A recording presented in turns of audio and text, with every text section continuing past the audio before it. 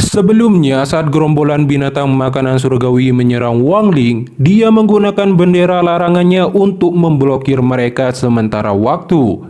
Wang Ling bergegas mengambil batu giok surgawi di kerangka misterius. Karena dengan tingkat kultivasinya saat ini, dia tidak dapat mengambil pedang surgawi. Untuk potongan lempeng emas surgawi tidak dapat diambil, karena waktu sudah hampir habis. Wang Ling cepat-cepat keluar dari tempat tersebut karena gerombolan makanan binatang surgawi sudah lepas dan mengejar. Wang Ling melepaskan jiwa-jiwa pengembara untuk menahan dan membingungkan mereka. Akhirnya Wang Ling berhasil selamat. Akibatnya beberapa jalan gua runtuh akibat keributan tersebut. Beberapa saat kemudian, indera ilahinya menemukan Sun Lei mendekat. Wang Ling mengeluarkan bendera larangan dan duduk dengan tenang. Setelah itu Sun Lei muncul dan dengan hati-hati mendekati Wang Ling sembari tertawa. Rekan kultivator, aku percaya bahwa kita adalah dua orang yang tersisa di kuil binatang surgawi yang runtuh ini. Wang Ling tersenyum.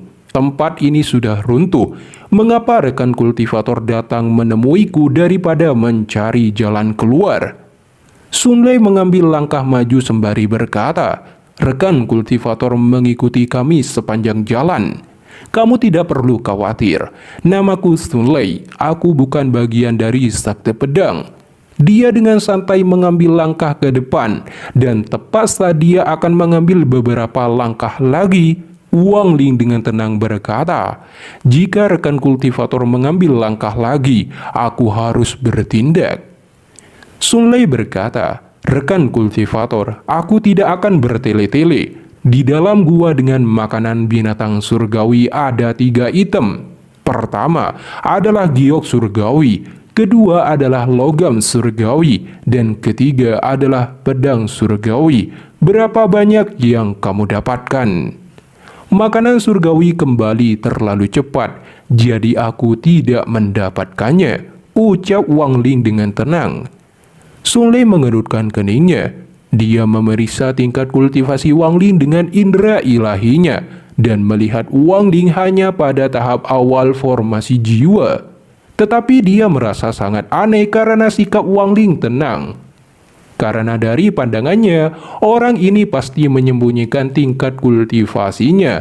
Jadi dia tidak ingin bertindak sembarangan. Memikirkan hal ini, Sun Lei menjelaskan potongan giok surgawi terbentuk dari energi surgawi yang dikumpulkan selama ribuan tahun dan dianggap tak ternilai. Namun dibandingkan dengan itu, pedang surgawi jauh lebih berharga. Selain itu ada juga potongan logam emas. Dugaanku adalah itu adalah sejenis harta pelindung. Pada saat ini, Sun Lei secara langsung ingin mengajak Wang Ling bekerja sama. Sun Lei ingin mendapatkan pedang surgawi, 2 lainnya milik Wang Ling. Tapi Wang Ling menolak untuk membantu karena dia mengatakan tidak menginginkan ketiganya. Hal ini tentu membuat Sun Lei marah dan ingin mengambil tindakan untuk membunuh Wang Ling. Tapi dia tetap menenangkan dirinya dan bertanya apa yang diinginkannya. Wang Ling mengatakan ingin harta labu emas. Sun Lei mengatakan itu tidak bisa, karena harta inilah dia berani menyelinap ke Sakti Pedang. Sun Lei akhirnya terpaksa memberikan Wang Ling tablet deteksi perpecahan dan sepotong kayu pemurnian. Meskipun efek sepotong kayu pemurnian tidak sebagus labu emas, efeknya sama untuk menyerap spiritual surgawi. Setelah Wang Ling merenung tentang bahaya di alam surgawi hujan ini, dia menerima tawaran tersebut. Tapi Sun Lei tidak langsung menyerahkan potongan kayu pemurnian sampai tujuannya tercapai. Mata Wang Ling menyala dan berkata, "Rekan kultivator, pimpin jalannya." Tanpa sepatah kata apapun, Sun Lei bergerak ke arah salah satu gua yang tidak hancur. Keduanya berjalan menuju gua, menjaga jarak tertentu. Jelas bahwa keduanya tidak saling percaya. Sun Lei mencibir dalam hatinya. Bahkan jika kamu menyembunyikan level kultivasimu, begitu aku mendapatkan pedang surgawi, cobalah untuk mencurinya. Aku akan meninggalkan alam surgawi dan menggunakan harta sakti untuk membunuhmu."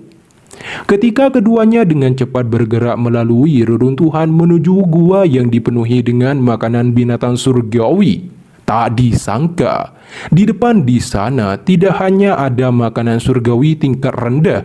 Wang Lin dan Sun Lei terkejut melihat raja makanan surgawi yang telah mengambil bentuk seekor naga dan sangat kuat. Keduanya tidak berani bertindak ceroboh karena bukan tandingannya. Oleh karena itu, Sun Lei dan Wang Lin telah membuat perencanaan untuk memancing makanan binatang surgawi menjauh. Wang Lin langsung mengeluarkan kata guntur. Melihat binatang langka ini, Sun Lei semakin yakin bahwa Wang Lin memang menyembunyikan tingkat kultivasinya. Pertama, Sun Lei membentuk segel. Pedang di punggungnya melesat menyerang. Ledakan besar terjadi di dalam gua. Raja makanan surgawi sangat marah, tidurnya diganggu. Banyak makanan surgawi segera menyerang. Sun Lei menggunakan pedangnya untuk berusaha melenyapkan makanan surgawi. Sementara Wang Lin menggunakan bola petir dari serangan kata guntur. Setelah mengatasi gerombolan makanan surgawi ini, raja mereka menyerang. Kata guntur langsung membentuk perisai untuk melindungi Wang Lin dan Sun Lei. Di bawah tekanan ini, kata guntur sudah mencapai batasnya. Wang Lin yang mengetahui hal ini langsung memasukkan kembali kata guntur dan bergegas melarikan diri. Sun Lei terkejut. Dia berbalik dan ikut melarikan diri juga. Selama pengejaran, Wang Lin menggunakan jiwa-jiwa pengembara untuk membingungkan mereka. Memanfaatkan kesempatan itu, Wang Lin bersembunyi di balik tembok di dinding gua. Sehingga Wang Lin dan Su Ligao hanya melihat Sun Lei menjadi target utama raja makanan surgawi dan bawahannya. Namun untungnya, Sun Lei akhirnya masih berhasil selamat walaupun terluka. Kemudian Wang Lin dan Sun Lei sampai di depan kerangka misterius. Di saat itu juga, gerombolan makanan surgawi muncul dan menyerang. Sun Lei langsung membentuk segel dan mengeluarkan kipas. Jiwa lahiriahnya keluar dan mengayunkan kipas tersebut dengan susah payah. Segera hembusan aura dingin membekukan makanan surgawi dalam kurun waktu 10 tarikan nafas. Setelah itu, jiwa lahiriah Sun Lei kembali ke tubuhnya dan akan mengambil pedang surgawi. Sementara Wang Lin diminta untuk berjaga.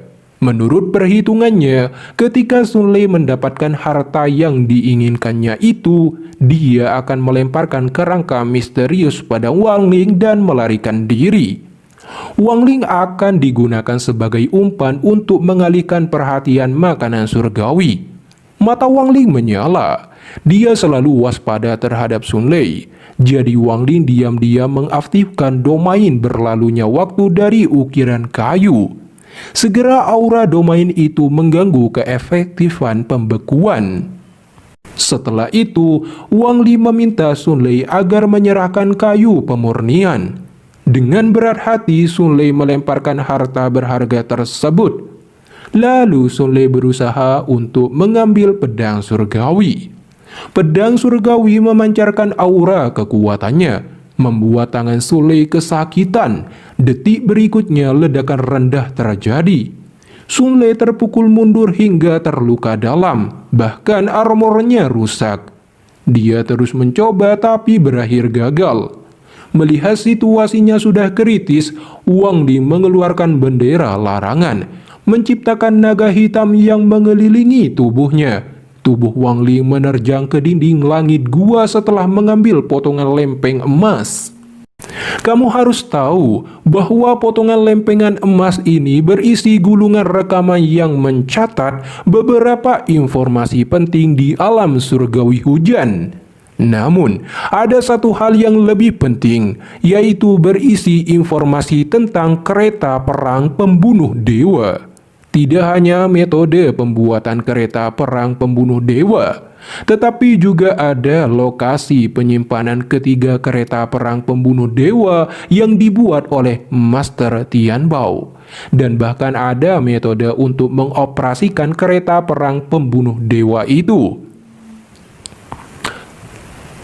Harta ini sangat penting bagi Wang Ling karena kereta perang pembunuh dewa dapat membunuh orang kuat di tahap transformasi jiwa.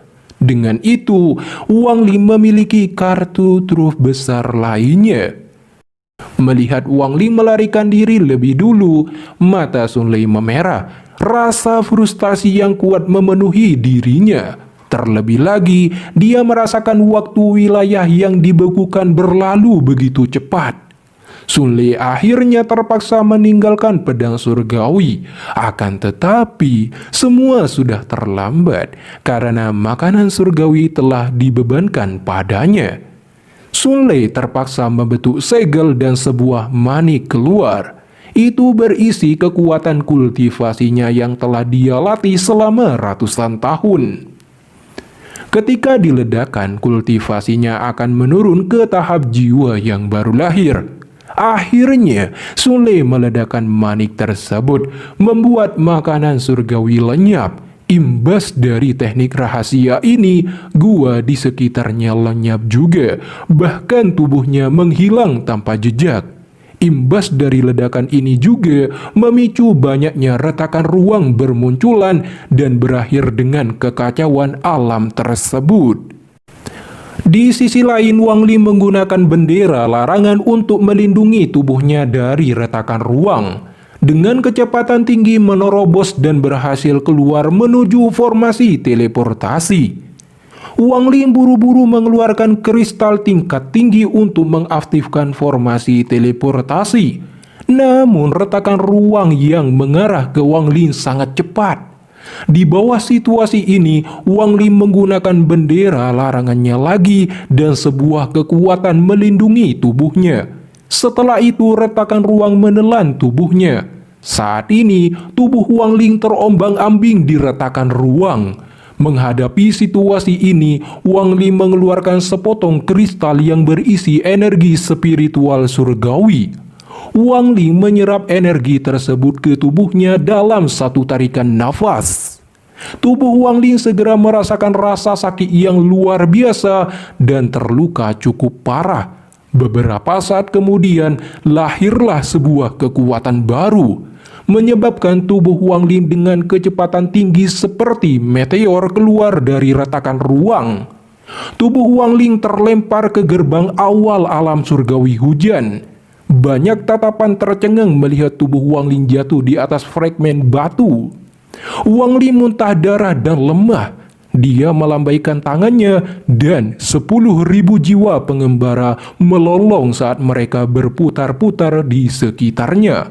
Setelah itu, Wang Ling mengeluarkan pil obat dan mulai berkultivasi untuk memulihkan kondisinya.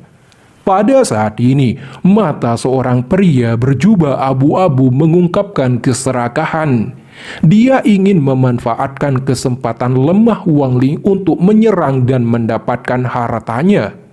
Pemuda dari klan raksasa iblis melihat tingkat kultivasi orang ini.